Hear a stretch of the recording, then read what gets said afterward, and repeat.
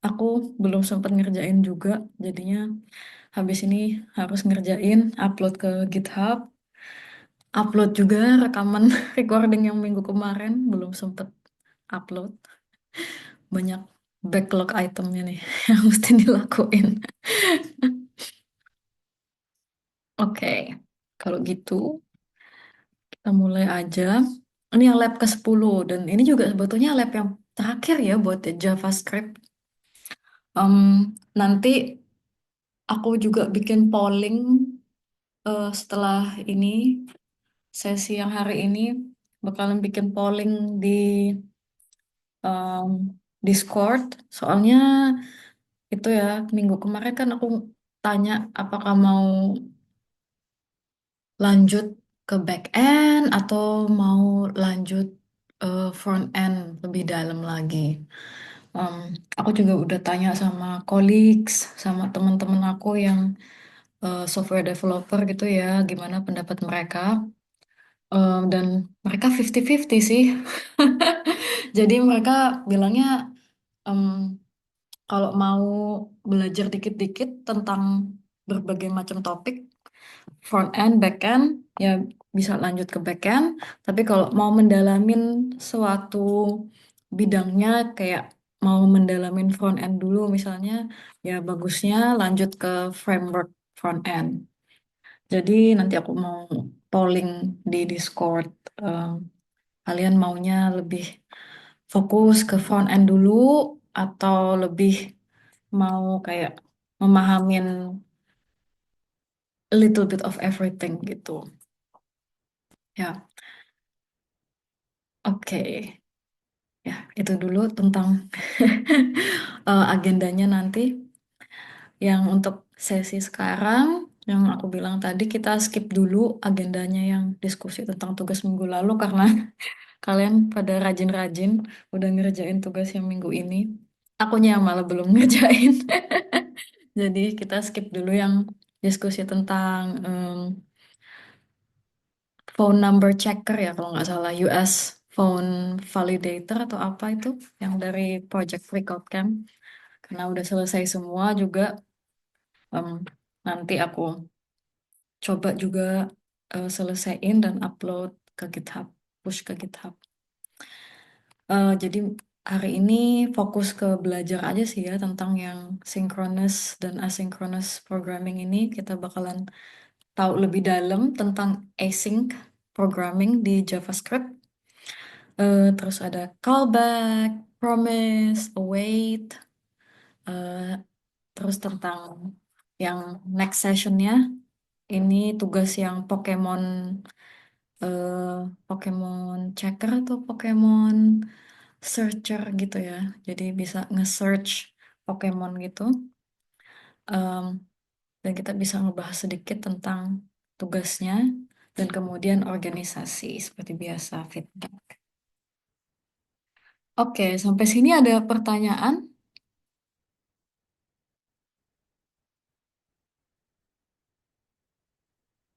Kalau ada pertanyaan bisa unmute, bisa tulis di chat. Oke, kita lanjut tentang synchronous versus asynchronous. Em, mungkin udah ada yang tahu ya, udah banyak yang tahu tentang synchronous sama asynchronous ini. Kalau synchronous itu kayak FIFO misalnya, first in, first out. Ini contohnya jadi loading yang image satu dulu, baru yang foto yang kedua, baru foto ke yang ketiga. Jadi kalau misalnya yang foto pertama belum selesai di load, yang foto kedua bakalan nunggu belum mulai. Jadi first in, first out gitu ya.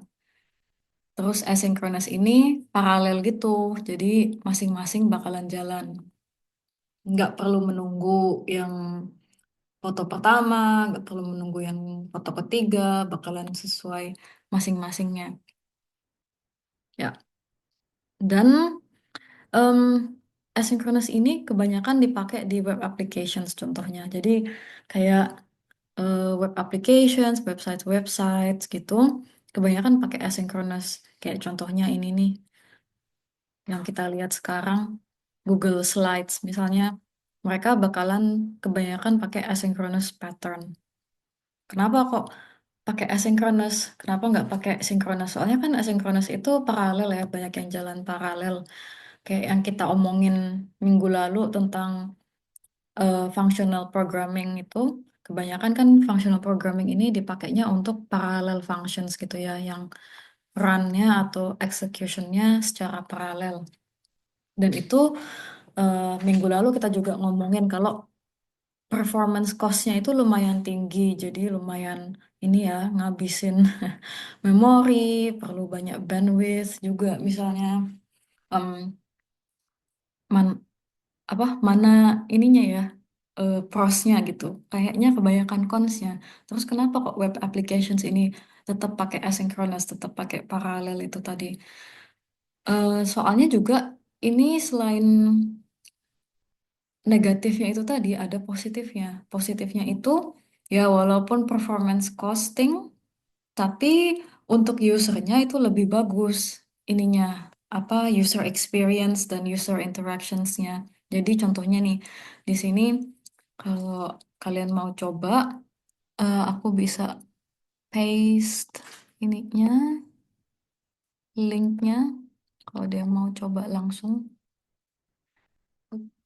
paste di chat, itu kalian bisa ini coba mainin langsung ya.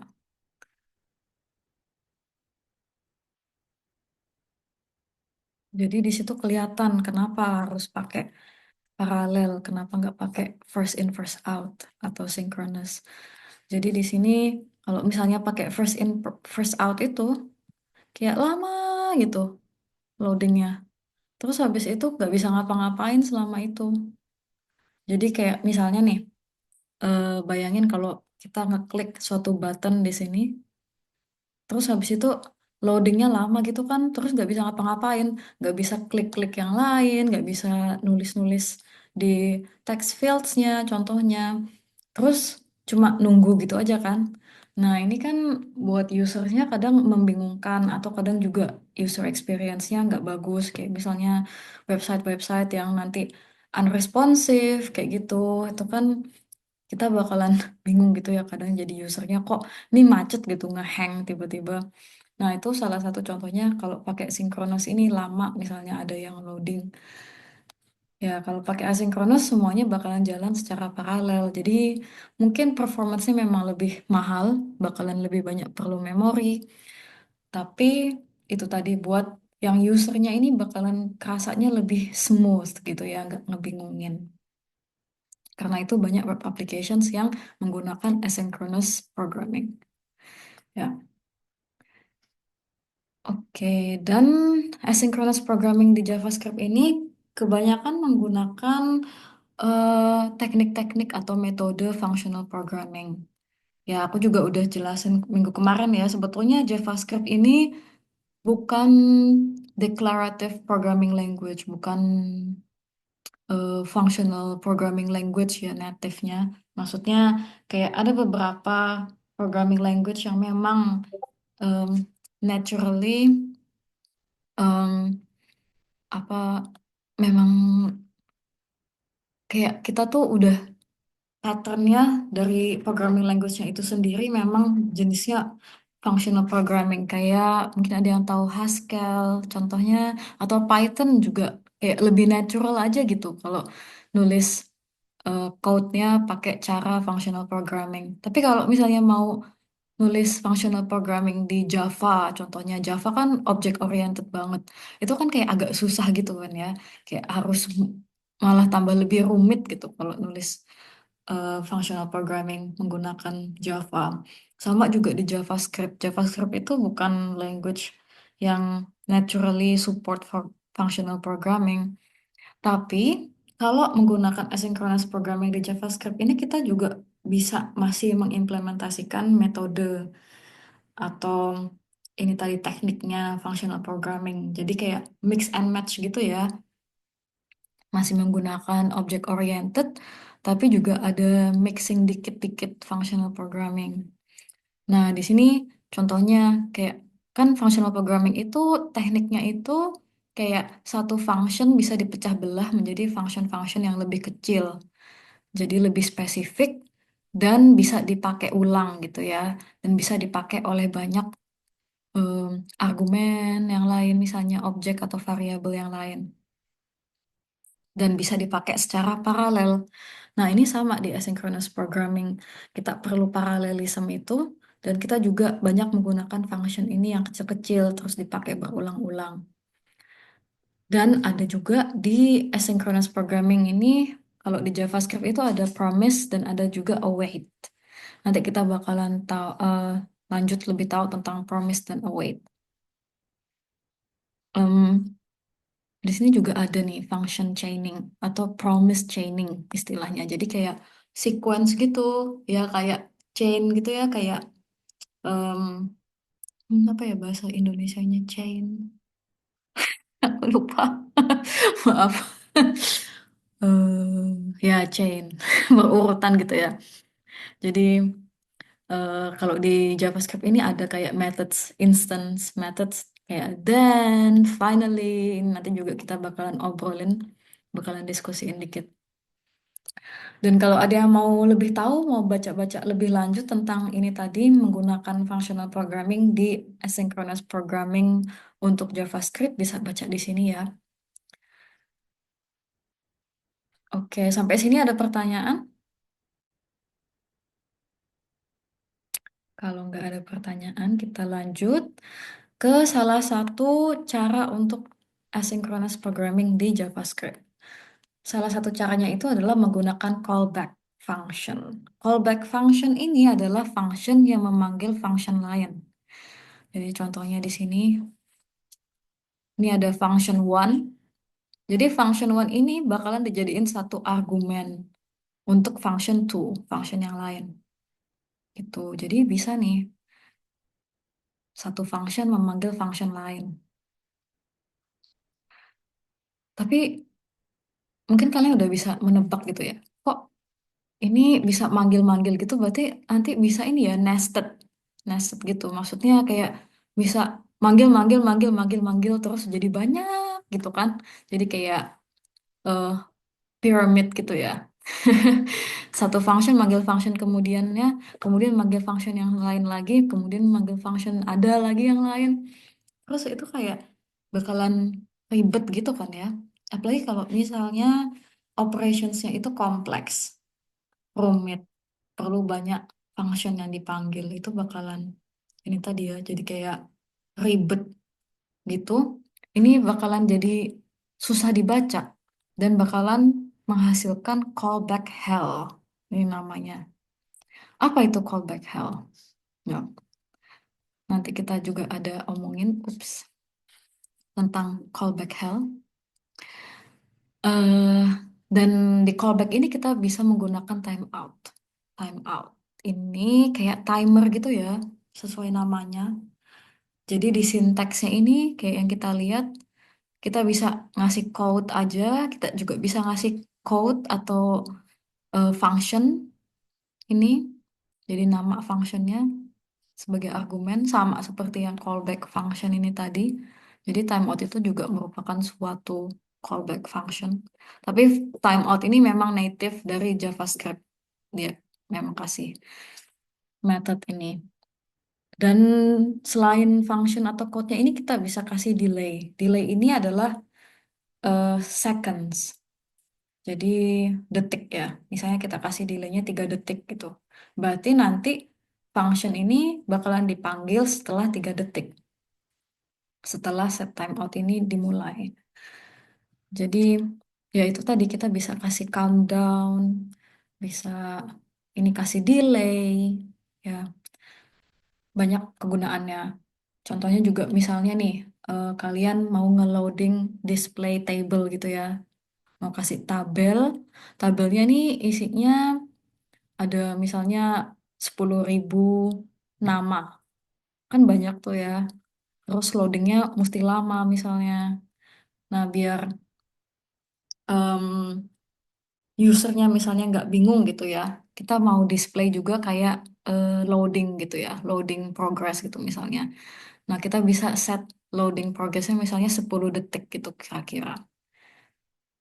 Nah jadi selama 10 detik itu bakalan ini muncul loadingnya itu tadi sampai akhirnya 10 detiknya selesai baru kita display labelnya setelah kita selesai mendownload dari backend misalnya itu salah satu contohnya menggunakan timeout.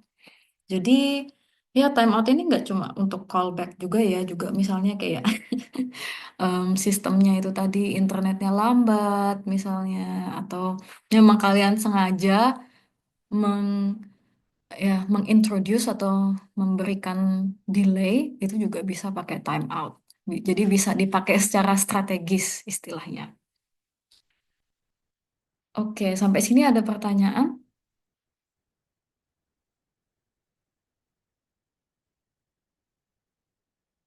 Kalau enggak, kita juga bisa ini kalau mau ada yang tahu lebih lanjut tentang timeout, bisa klik di sini. Nanti eh, ada beberapa juga contoh-contohnya yang lain. Ini examples. Ya, contohnya di sini juga dia ngasih contoh ini ya, kayak ngasih delayed message.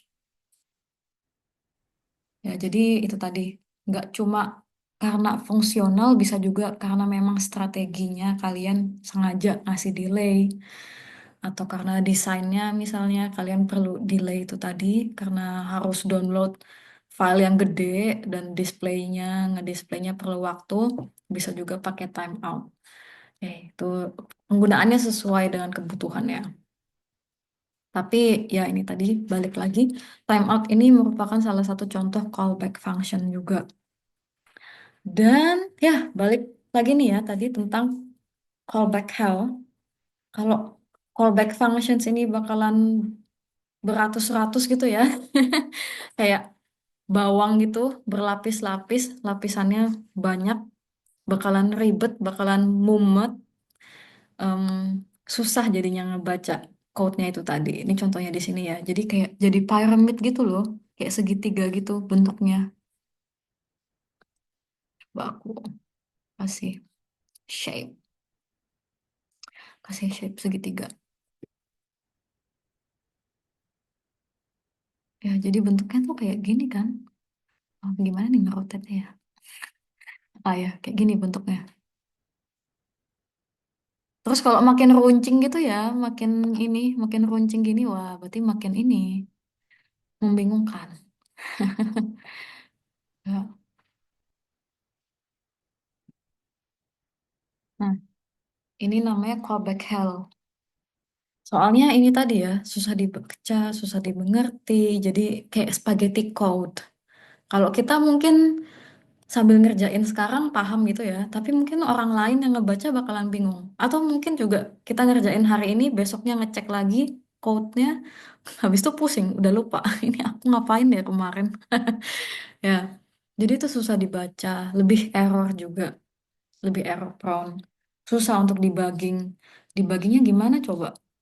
Nanti ngecek function D, terus function D-nya ternyata di call sama function I misalnya, function E, terus bingung lagi. Ternyata lain. Ya, itu susah banget.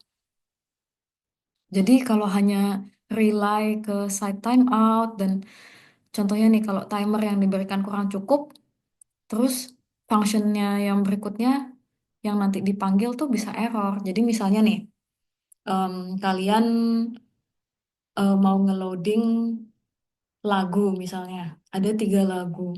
Lagu yang pertama ini em, pendek aja ya, misalnya cuma 1 MB.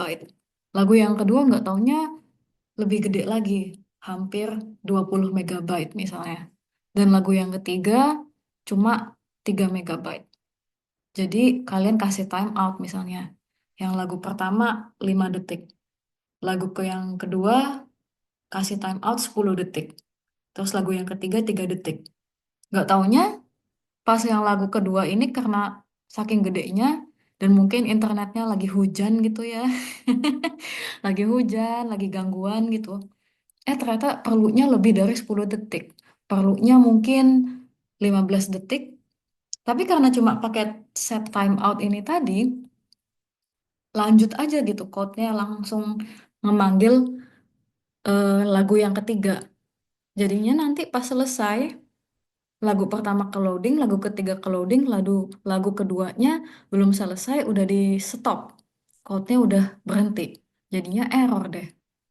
Itu salah satu contohnya ini tadi set timeout itu. Jadi kalau cuma pakai set timeout, cuma pakai callback itu mungkin kalau untuk yang operations yang simple bisa ya. Tapi kalau udah mulai kompleks, udah mulai untuk real life application, untuk implementasi di real life gitu ya, yang mungkin untuk produksi, untuk customer gitu ya, untuk yang memang benar-benar dipakai gitu ya. Itu cuma pakai callback dan timeout ini tidak cukup, malah tambah bikin banyak error gitu.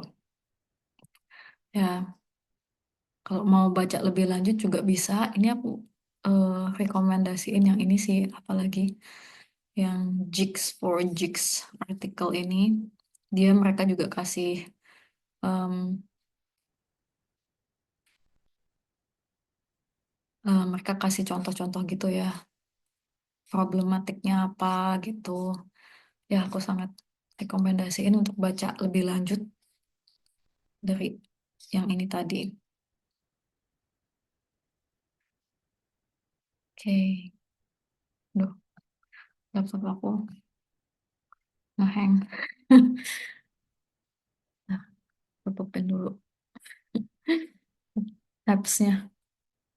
Oke, ya ini juga ada blog post tentang gimana caranya untuk menghindari callback hell ini tadi juga ya.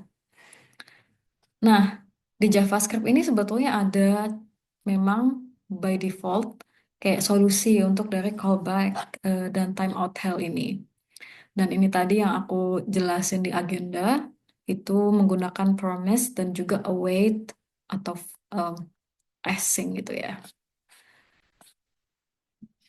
Kita 10 minutes breaknya mungkin habis, habis ini mungkin habis promise. Ya, kita lanjut dulu ke promise. Ya, jadi ini salah satu solusi dari callback hell ini tadi ya, namanya promise. Em, jadi promise ini ya seperti janji memang. Jadi kita janji gitu ya, kalau bakal nyelesain suatu sequence.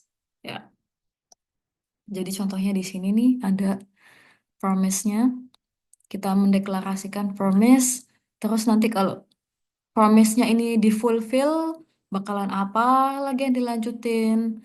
Kalau misalnya di-reject, apa yang nanti dilanjutin. Ada error handling, bla bla bla. Jadi ini nggak tergantung oleh timeout dan nggak tergantung oleh ini tadi manggil manggil berbagai macam callback functions itu tadi ya. Jadi lebih clean, lebih bersih, lebih gampang dibaca. Cocok untuk operations yang lebih kompleks atau lebih rumit. Dan juga debugging ini lebih gampang. Soalnya kayak yang kalian lihat di sini ada memang spesifik untuk tiap operationnya ini ya. Nanti kalau ada yang error misalnya ada error handling, ini ada sendiri khusus gitu yang didedikasiin untuk menghandle error kayak gitu.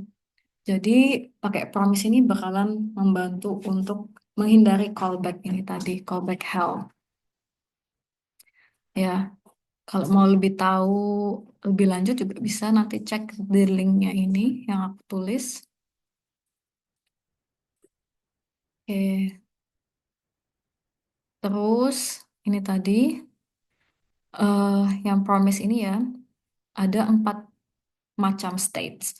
Sebetulnya ada 3 ya, yang paling penting itu 3 ini, pending, fulfilled, atau rejected. Terus kalau misalnya promise-nya ini udah selesai sampai akhir, itu biasanya namanya resolved atau settled. Jadi udah selesai. Promise-nya udah dijalanin gitu ya.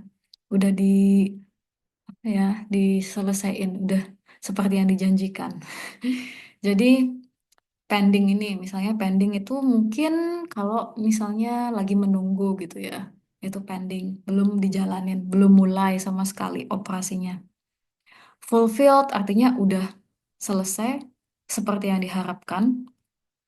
Rejected itu kalau misalnya itu tadi tiba-tiba misalnya stuck di tengah terus nggak bisa lanjut, atau misalnya em, mungkin koneksinya putus tengah-tengah gitu ya, terus habis itu hilang internet gitu, ya itu rejected juga, nanti bisa menghasilkan error kayak gitu. Dan resolved ini berarti nggak cuma harus fulfilled aja ya, bisa juga rejected. Ini juga termasuk resolved atau settled. Soalnya kan promise-nya udah dari awal sampai akhir udah dijalanin ya sequence-nya itu tadi. Jadi ya resolved dan settled ini nggak mesti harus fulfilled aja, bisa juga rejected. Jadi ini memang does not matter what state before, si promise ini bakalan tetap settled atau resolved kalau dia udah memang selesai sampai code line yang paling akhir. Jadi misalnya di sini, biarpun misalnya promise-nya ini reject, gini ya, terus sampai error gini, misalnya itu di status promise-nya udah termasuk settled. Dan gimana kamu misalnya mau coba cek ini promise-nya statusnya gimana, bisa sebetulnya dilihat kalau di IDE, bisa di konsolnya itu tadi ya, di terminalnya, bisa lihat di konsol terminal IDE-nya, di Visual Studio Code-nya misalnya. Tapi kalau mau lihat dari browser juga bisa lihatnya di ini tadi apa yang seperti biasa, developer view-nya. Hmm, developer view-nya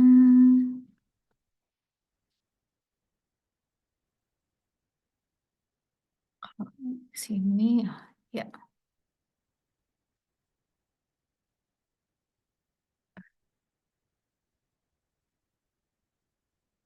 Hmm, inspect. Ya, bisa di sini, terus di konsol. Ya, biasanya bakalan muncul di sini misalnya promise-nya sampai mana udah, terus apakah udah rejected atau resolved. Tapi ya, promise ini juga biasanya untuk yang kayak medium level gitu ya. Jangan pakai promise untuk yang kompleks banget. Jadi mungkin kalau web application yang kayak Google Slides gini, mereka nggak cuma pakai promise gitu aja. Mereka juga menggunakan await, ini tadi await async itu ya, async functions. Nanti kita bakalan juga ngomongin tentang async functions setelah ini. Jadi ya ini tadi promise ini masih lebih baik dibandingkan cuma callback functions atau timeout. Soalnya ini tadi ya kita bisa membuat sequence-nya menggunakan promise ini, bisa pakai then, bisa pakai catch, bisa pakai finally. Jadi kayak then ini tadi misalnya promise-nya ini kita mau satu operasi, setelah operasi ini selesai, kemudian apa? Then, ini ya pakai then. Terus apa ada lagi misalnya function satu operation yang lain, terus apa lagi? Jadi bisa multiple then gitu ya. Terus kemudian finally ini yang paling akhir. Biasanya finally ini misalnya apa yang em, dilakuin setelah promise itu akan settled gitu. Ya, jadi ini memang masih lebih bagus dibandingkan cuma murni callback. Tapi kalau lebih kompleks lagi, lebih rumit lagi, nah itu promise doang juga nggak cukup. Soalnya yang tadi ya, mungkin banyak yang harus paralel gitu executionnya. Dan kalau misalnya banyak banget dan-nya juga bakalan agak mulai mumet kan ya, kalau dan-nya lumayan banyak.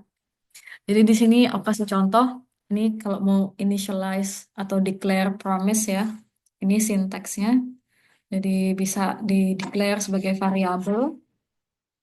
Terus new promise. Ini tadi promise function atau promise methodnya. Jadi nanti ada resolve, ada reject. Biasanya memang kalau promise selalu ada resolve, reject. Terus habis itu kalau kita mau memanggil atau bikin sequence-nya tadi ini, kita panggil promise-nya, variabel yang kita declare tadi sebelumnya. Terus ini tadi kita bisa pakai then, bisa pakai catch, bisa pakai finally. Dan di contohnya ini aku cuma pakai then itu satu ya. Tapi sebetulnya bisa banyak. Bisa ada 5, bisa ada 10, bisa ada beratus-ratus then. Jadi mungkin udah mulai lihat ya, kayaknya ini bakalan rumit juga ya kalau misalnya banyak then-nya. Ya, jadi itu nanti si await ini, async await ini bakalan bisa membantu di situ. Jadi um, mungkin untuk yang medium complexity promise ini bagus. Tapi kalau untuk yang sangat-sangat kompleks ya promise ini juga masih kurang cukup ya, gitu. Oke, sampai sini ada pertanyaan?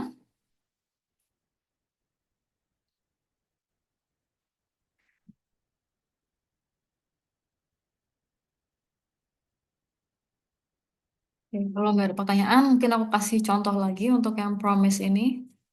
Jadi misalnya kita order di McDonald's, order di McD, terus habis itu kita bikin promise. Jadi misalnya pertama kita dapat order gitu ya, order dari customer. Terus then-nya kemudian bisa ini em, mulai bikin apanya patty-nya itu tadi, burger patty-nya. Terus habis itu kemudian bikin French fries-nya, kemudian then lagi, then terus habis itu bikin ininya burger patty, bukan burger patty apa, buns-nya, burger buns-nya. Terus habis itu catch-nya kalau ada yang error misalnya dia pingin nggak pakai kecap, nggak pakai saus tomat gitu ya misalnya. Terus finally kita arrange itu tadi burgernya, terus habis itu kasih ke customer. Ya, itu bisa pakai promise ini tadi contohnya. Ada sequence-nya gitu ya. Dan sequence-nya ini juga menunggu result dari yang sebelumnya. Jadi kayak resolve reject ini. Jadi kalau misalnya tadi pas kita masak French fries-nya, terus gosong ternyata, lupa ngangkat gitu ya dari gorengannya. Nah, berarti kan reject. Terus habis itu ini tadi bakalan catch error. Terus habis itu finally-nya akhirnya ngasih error gitu aja. Maaf ya, customer kita gosong nih harus mulai dari awal lagi misalnya promise-nya gitu. Harus order ulang gitu misalnya. Jadi kalau resolve ya bisa langsung finally setelah selesai seperti biasa. Kalau reject nanti misalnya kalian mau setting untuk bikin ulang, panggil ulang lagi promise-nya juga bisa gitu. Jadi ya untuk yang medium complexity kayak contohnya yang order burger ini tadi masih bisa pakai promise. Tapi kalau untuk lebih rumit lagi ya itu tadi promise aja nggak cukup. Oke, ada pertanyaan? Coba aku cek.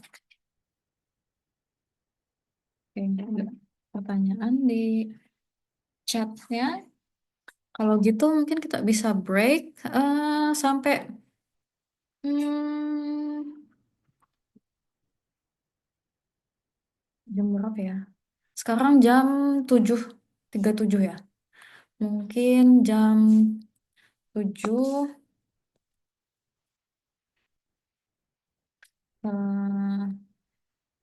7:50 mungkin. Oke.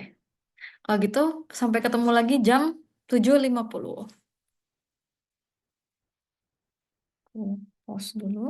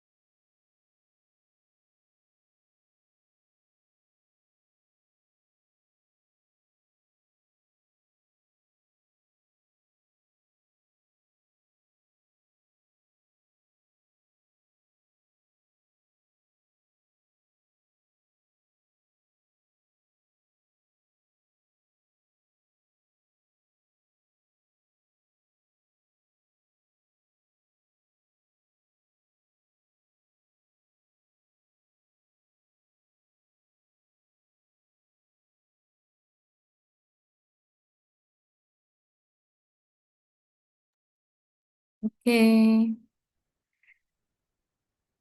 welcome back. Yang udah balik, mungkin tunggu 1-2 menit juga dulu buat yang lain yang mungkin masih break.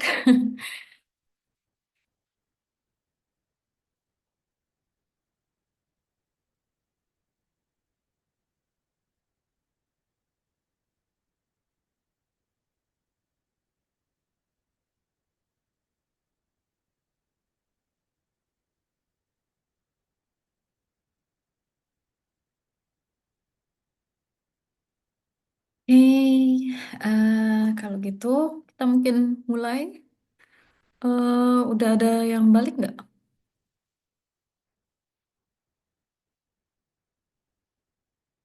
Oke, oke. Sip, sip. Makasih, Taka.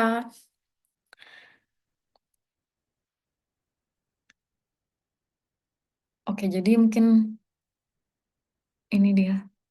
Flashback dulu sedikit. Tadi kita udah ngomongin tentang yang callback functions. Ini tadi, ini yang paling basicnya dari asynchronous programming di JavaScript. Menggunakan callback. Cocok untuk yang sangat-sangat simple dan nggak perlu banyak nested atau rumit gitu ya functionsnya. Kemudian ini tadi, kalau mulai rumit bakalan ada callback hell. Jadi ini kalau nestednya sangat banyak dan mulai bikin pyramid atau triangle ini, nah itu namanya callback hell. Itu kita mungkin coba pakai promise. Ya, tapi promise ini tadi seperti yang aku bilang, hmm, bisa juga nanti mulai menjadi lebih kompleks dan lebih rumit lagi kalau misalnya banyak ini dan-nya ini tadi ya. Jadi mungkin kita ada cara yang lain juga yang lebih bersih lagi, yang lebih clean lagi, em, untuk masalah yang atau operations yang lebih kompleks lagi. Dan di sini kita bisa menggunakan async atau await. Jadi await ini adalah sebuah ekspresi atau expression di JavaScript. Tapi ini spesial ya awaitnya. Kalau kalian lihat ini, dia awaitnya ini em, adanya bisa cuma di dalam async function. Jadi function yang asynchronous. Ya, kita bedain ini ya, bandingin kalau pakai promise dan pakai await. Jadi kalau pakai promise nih contohnya ini sama ya, tapi bedanya tadi implementasi menggunakan murni cuma pakai promise atau promise chaining ini ya, yang warna merah ini, kotak yang warna merah ini, em, atau ini await menggunakan async function. Jadi kalau pakai promise ini kan harus panggil promise-nya, kemudian pakai then, pakai catch, pakai finally gitu ya. Dan kalau pakai async function ini tadi tinggal panggil functionnya, terus habis itu ini ada try, ada catch juga, ada finally juga. Langsung di dalam async functionnya ini jadi satu. Dan ini ada await di dalam async function ini. Nah, await ini dipakai untuk nunggu hasilnya yang dari promise yang kita panggil itu tadi yang udah dideklarasikan atau di-initiate. Jadi di sini contohnya kita kan em, ini sequence diagram. Jadi contohnya nih ada main function. Terus main functionnya ini jalan ya, execute gitu. Terus habis itu manggil async function. Terus di async function ini dia jalan, terus ada await.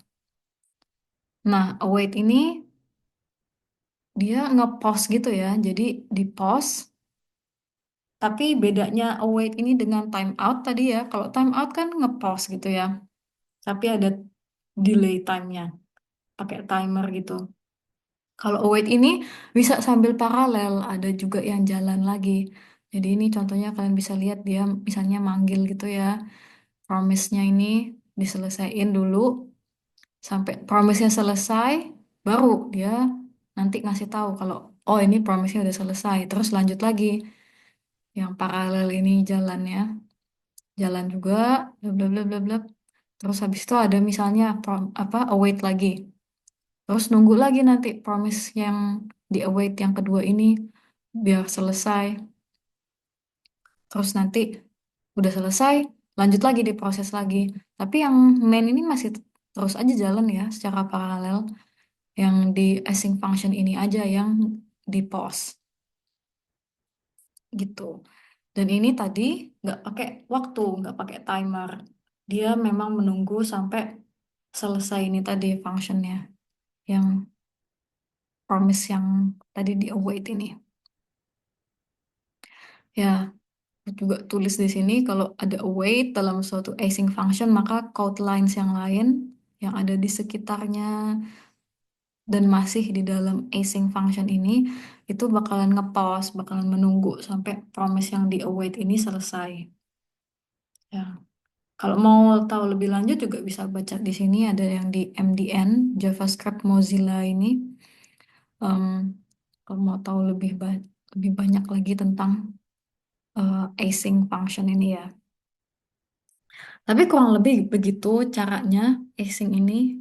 Jadi dia sambil menunggu itu nggak bakalan membuat functions-functions yang lain jadi stop juga. Jadi main functionnya tetap masih bisa jalan, functions yang lain yang nggak ada ditampilin di sini juga masih bisa jalan. Cuma yang async function ini itu tadi bakalan ngikutin sequence yang kita tentuin. Dan sequence yang ini nggak perlu pakai timeout, bisa ini ya otomatis nungguin gitu sampai selesai misalnya.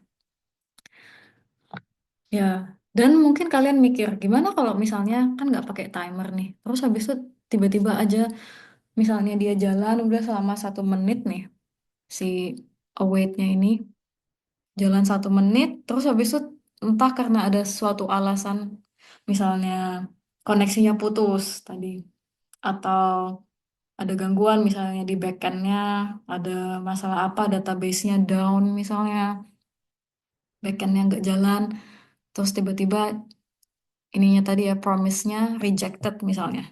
Terus gimana dong? Kan ini dia menunggu ya, nggak ada timeoutnya. Masa menunggu se sepanjang-panjang umur gitu nggak selesai-selesai. Nah ini juga mereka si await async function ini bakalan otomatis nge-catch itu tadi errornya itu tadi.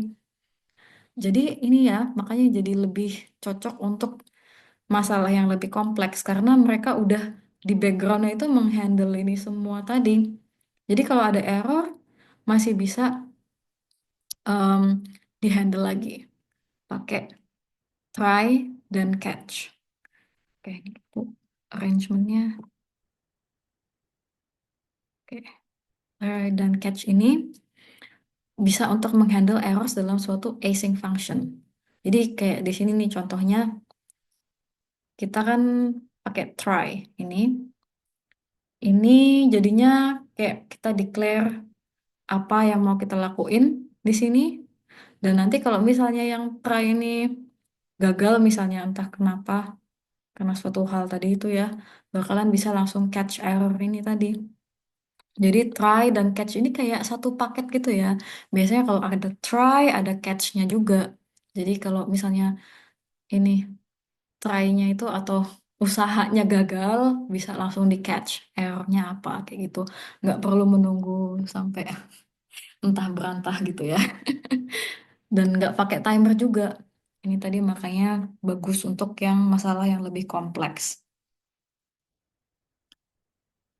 Oke, sampai sini ada pertanyaan? Mungkin kalau ngelihat sekarang nih agak rumit gitu ya, pusing gitu. Ini apa sih async ini? Apa bedanya sama promise? Ya ini tadi ya, bedanya promise ini harus di declare gitu, dipanggil lagi gini, then catch finally kayak gitu ya. Em, Kalau async ini langsung aja apa, kalau ada error gimana, terus akhirnya gimana, kayak gitu. Dan itu cuma dalam satu function ini. Jadi kalau mau nge-call gitu tinggal satu line gini aja. Dan ini tadi dia nggak perlu declare resolve-nya gimana misalnya, reject-nya gimana nanti mereka bakalan ini ya, biarpun apapun yang terjadi tetap akan dijalanin code-nya ini. Bakalan tetap finally. Atau kalau misalnya itu tadi ya, gagal misalnya langsung bisa di-catch errornya gitu. Kalau promise kan kita harus ngedeclare case by case, kalau resolve gimana, kalau reject gimana, kalau ini tadi enggak ya. Dia no matter what bakalan nge-settle promise-nya ini, gimana pun caranya. Dan kalau misalnya nggak bisa, error gitu, ya catch error gini langsung. Jadi itu bedanya promise dengan await ini kurang lebih.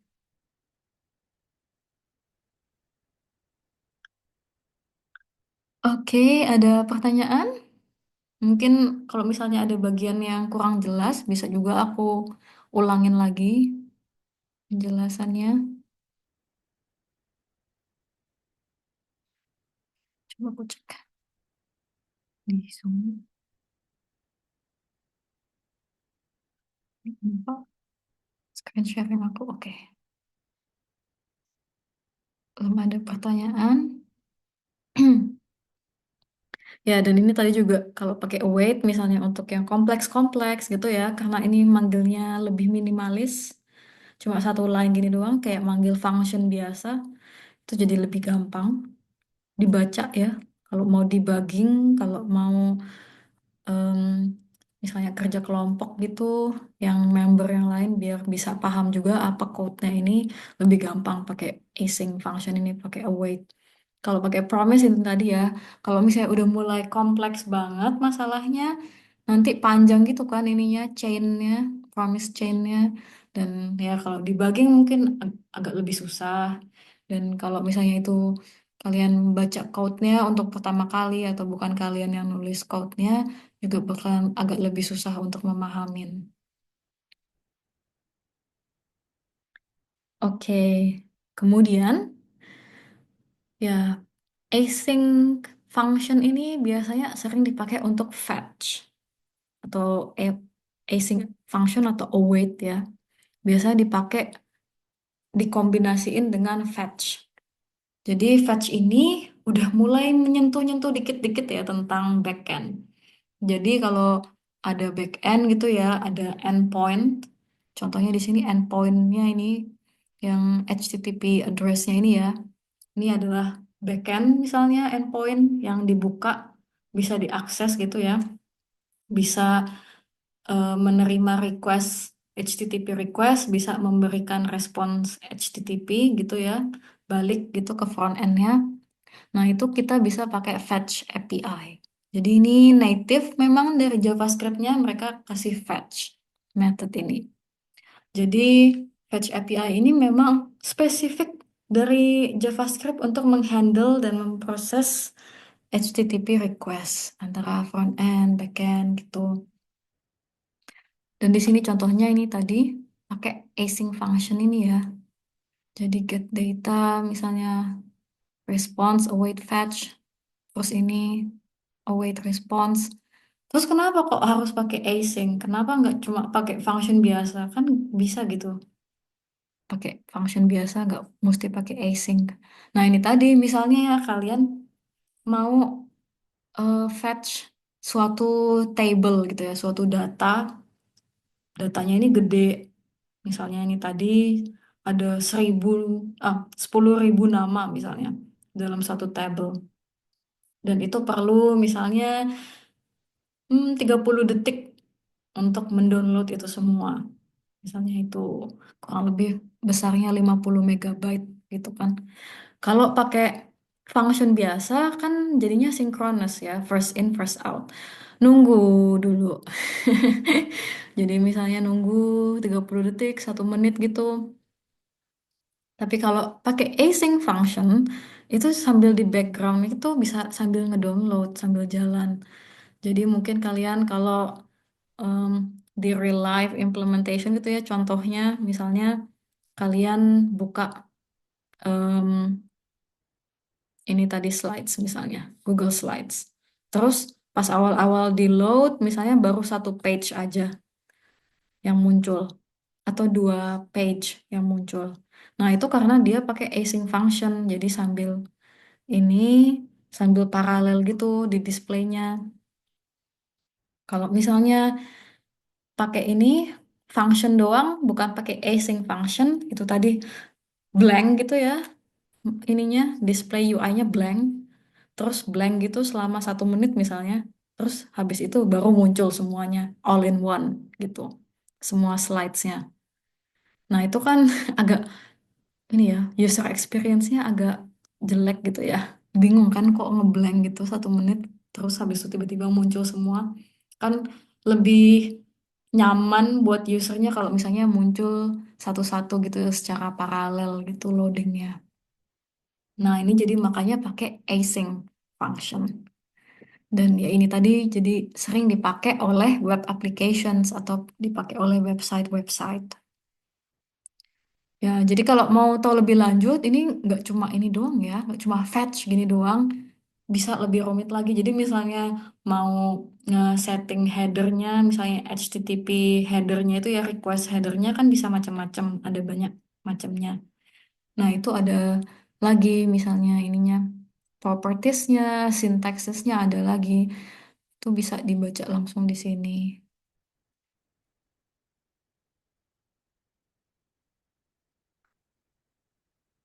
Jadi bisa lebih rumit lagi ya.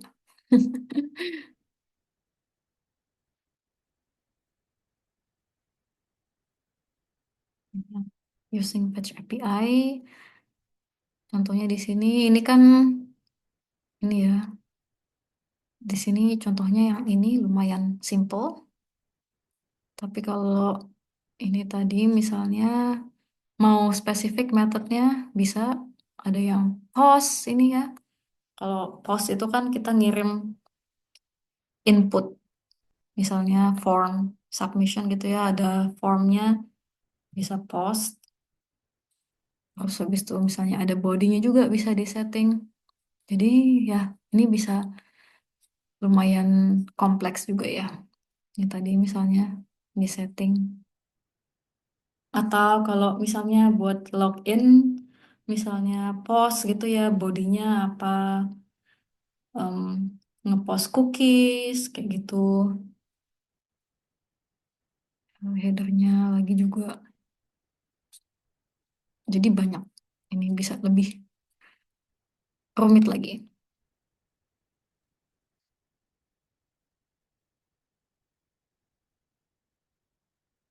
Oke, sampai sini ada pertanyaan?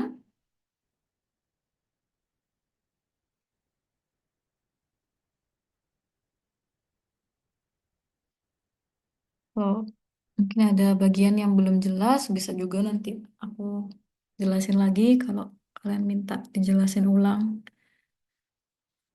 eh ya, udah mau sampai akhir nih. Async, await, dan fetch. Jadi ini tadi ya cocok untuk digunakan di operations yang lebih kompleks lagi daripada cuma pakai promise doang misalnya. Dan ini code-nya jadi lebih rapi, lebih gampang dimengerti. Soalnya ini tadi ada spesifik ya, dedicated try sama catch errornya. Jadi lebih gampang kalau misalnya juga mau debugging gitu. Dan bisa langsung meng-call ini fetch API dalam async functions. Jadi contohnya yang di sini tadi ya bisa langsung pakai await fetch ini.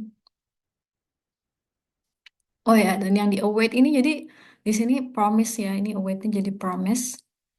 Dan kalau misalnya yang si await fetch-nya ini masih belum jalan, yang si console log ini belum dipanggil juga.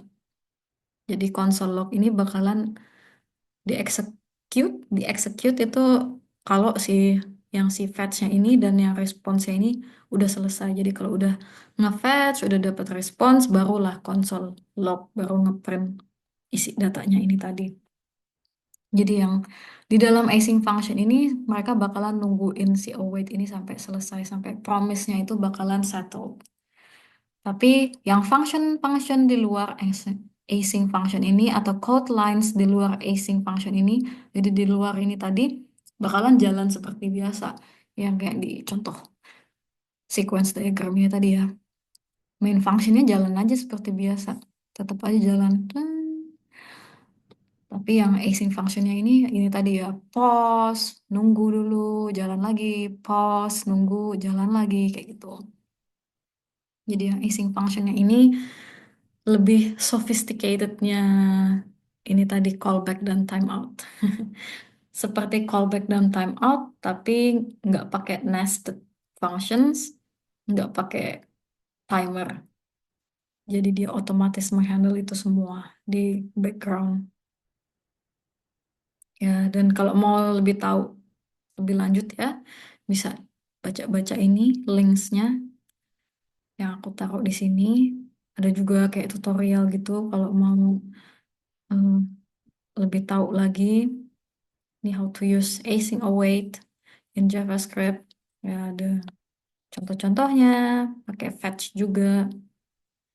Ini ini sih diperluin buat yang tugas minggu ini, yang Pokemon.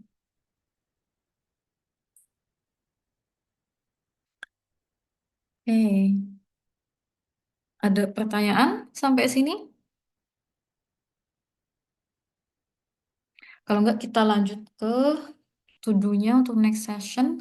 Jadi sebetulnya untuk next session ini menurut aku lebih simple dibandingkan yang number validator ini tadi ya. Soalnya yang ini nih kebanyakan nge-call dari API endpoint-nya si FreeCodeCamp langsung ya. Jadi kalian kebanyakan nge-prepare UI-nya, terus habis itu ya sisanya ini tadi menghandle ini tadi ya, fetch call-nya itu tadi async function-nya. Jadi kalau coba kita lihat di record camera ini,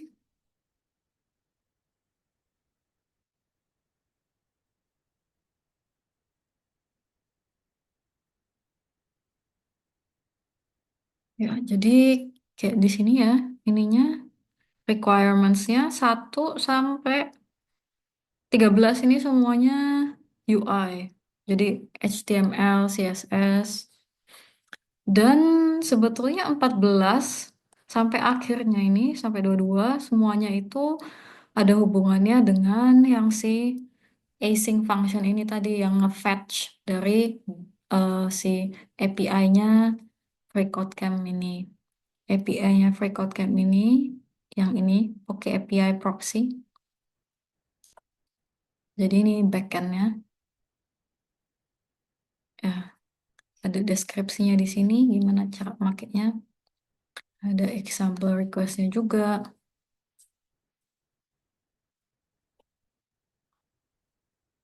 Jadi di sini kalau kita coba lihat website-nya nih ya,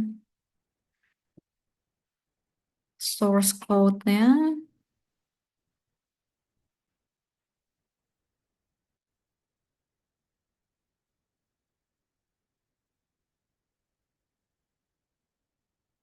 ya, source code-nya ini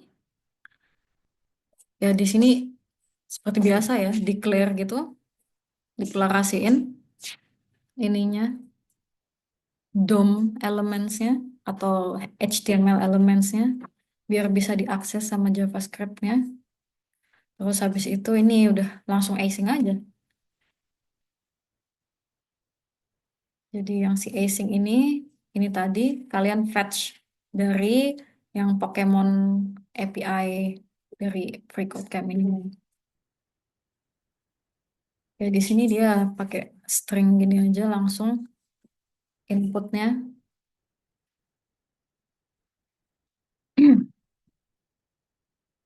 Ya dan ini juga ini ya pakai array-nya itu tadi, terus habis itu untuk display. Jadi ini juga termasuk udah em, interaksi dengan UI, dengan DOM element. Tapi yang menggunakan async dan await itu tadi, ini tadi ya, untuk fetch-nya dapat response dari background, tadi dari backend, dapat response dari backend-nya ini tadi, yang Pokemon API. Terus habis itu, kalian kan dapat responsnya, ini harus di map itu ya tadi. Soalnya kan ini adalah array. Jadi harus di map soalnya mau buat di display. Ya, jadi hmm, kurang lebih kebanyakan memang fokusnya ke yang si fetch async ini tadi ya. Dan untuk error ini catch-nya kalau kalian perhatiin ini juga pakai try. Jadi kalau misalnya eh, yang di try ini nggak selesai gitu ya, misalnya gagal, langsung di catch errornya apa gitu. Di sini bisa pakai console log, bisa juga misalnya pakai alert ini sama juga kayak gini. Pakai error message-nya juga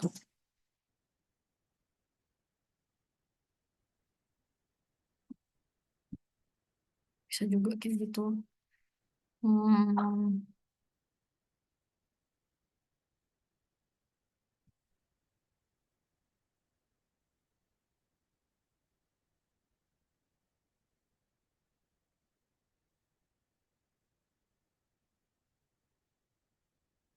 ya, dan yang ini ya cuma riset gitu ya. Ini UI interaction juga ya, dan ini buat event listener tadi kalau apa yang disubmit inputnya ini buat dapetin nama Pokemon yang dicari. Ya, jadi kebanyakan memang fokusnya kayak ini tadi ya, yang fetch ini, dan gimana kalian menghandle atau memproses data responsnya itu tadi. Menggunakan map misalnya, contohnya yang di sini, dan ngedisplaynya gimana.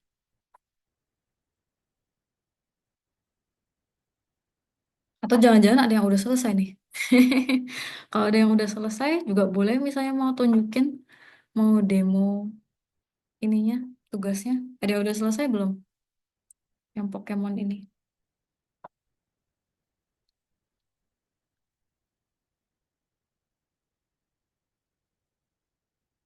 Belum? Atau ada yang udah? Kalau udah, mungkin kalau mau demo juga bisa tunjukin.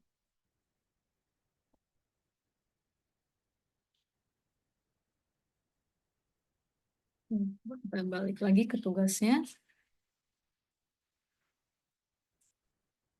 Ya, jadi ini tadi yang 1 sampai 13 ini user stories-nya murni HTML sama CSS, perlu bikinin HTML elements-nya ini tadi ya, yang udah dikasih detailsnya ini. Terus kayak yang 14 sampai 20 ini ya itu tadi, kalau connect dengan API-nya benar, fetch-nya benar, dan juga em, proses response-nya juga benar itu tadi ya, em, menghandle array response-nya.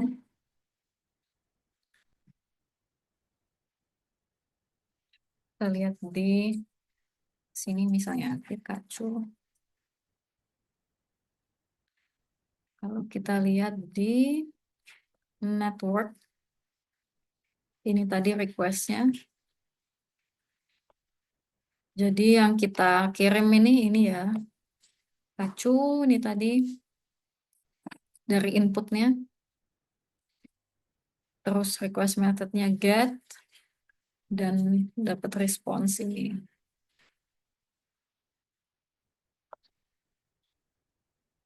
Responsnya ini berupa JSON, dan ya ini kalian harus memproses ini tadi ya. Kayak statsnya kan tadi harus di map misalnya. Jadi biar bisa di display.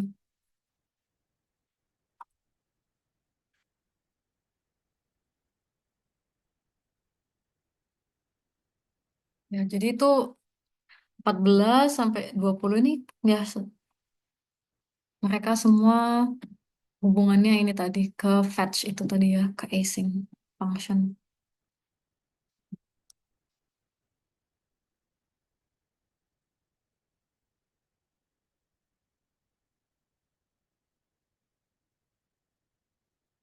Oke, sampai sini ada pertanyaan?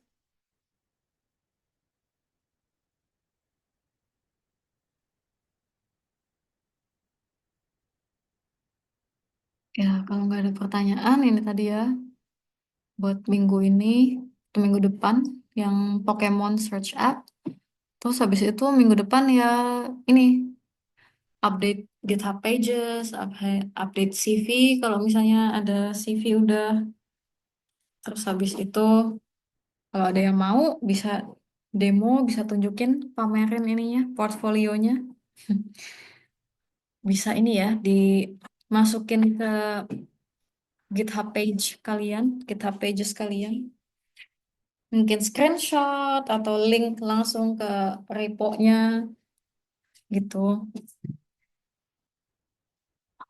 Oke, dan kalau ada feedback, aku copy linknya ke chat. Kalau udah ada feedback.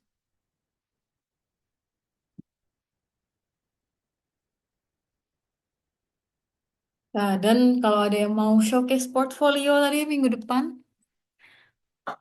dan kita code review juga, aku bakalan cek di GitHub, mungkin kasih komen, lihat pull request kalian misalnya, kalau ada yang masih open pull requestnya, bisa kasih code review, atau misalnya kasih pull request juga, kalau aku lihat ada code yang masih bisa lebih dioptimize gitu ya, lebih dioptimisasi.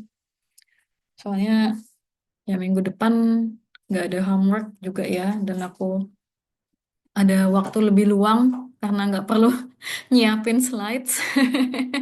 Jadi bisa waktu untuk nyiapin slidesnya aku pakai untuk review code di GitHub kalian. Dan ngobrol santai. Juga mungkin mau diskusi untuk yang kurikulum setelah ini, setelah JavaScript gitu.